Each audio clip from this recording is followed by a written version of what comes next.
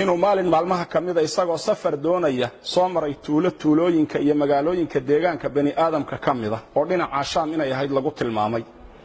ninkii waxa uu warsaday cid gaadiidlaya oo uu kaashado oo uu weheshado oo dariiqa marisa waxa loo sheegay nin dadka ka kireeya fardo ninkii baa farda iyo gaadiid ka kireeyay ninkaas oo tuugaha asalkiisa yaa markii wadadii dhexda la sii marayay wuxuu yiri wadadan inagu leex waxa uu yiri war wadadan haynagu leexina tana raadkiya dadka cagtoodu ka muuqataaya ina mari wuxuu yiri may anigu tana qaano tana dhow oo tana toobiya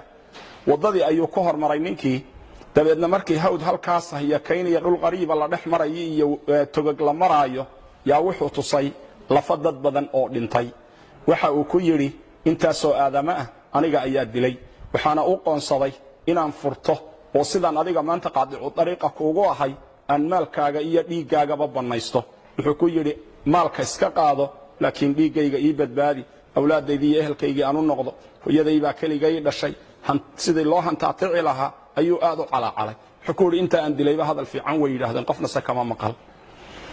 waxa uu yiri waxaan ku yiri war 4 rakacadood intaan tukanayo ma ii kaadin kartaa mar hadaad dilayso markaas wuxuu yiri waxa tukataa inta aad rabto waxa uu yiri waxaan bilaabay salaad waxaan isku dhaxwaday ducooyin iyo ayad quraan oo qalbigayga ku soo dhacaysay ayada quraankii waxay amman yujibul mudarra idha da'aa wa yakshifu as-su'a wa yaj'alukum khulafa al-ard ilahum ma'a Allah ayada qalbigayga ku soo noqnoqonaysay ducaduna waxay ahayd ya wadud ya dhul arshil majid ya fa'alu lima yurid ducooyinkaas ayuu akhriyay aghithni ya mughith wa aghithni bi ku'al ali ducada markuu akhriyay ya rakacadihiisi ku dhex jiray yaa wuxuu lusku la hortaagnaa warankii uu ku dili lahaa ayuu la hortaagnaayo dhaqso ayuu lahaa wuxuu u jeeday ninkii oo durbadiiba xagga dambe jaleecay oo dhinaca fiiriyay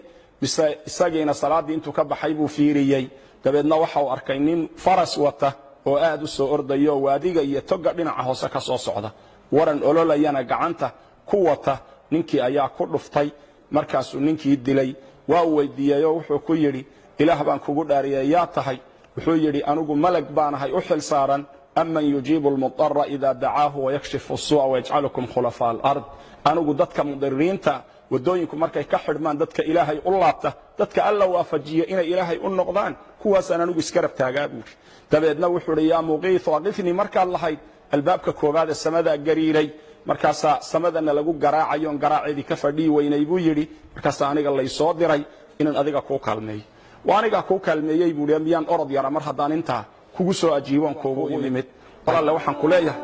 kuma amraya waxaan ka dalbayaa sin xariisa shariidka kooban oo ayadaha quraanka iyo ahadiithta iyo qisaska islaamiga ku duuban yihiin cid aad gaarsiin karto dhan gaarsi inta kuugu jirto dhan la sheer galay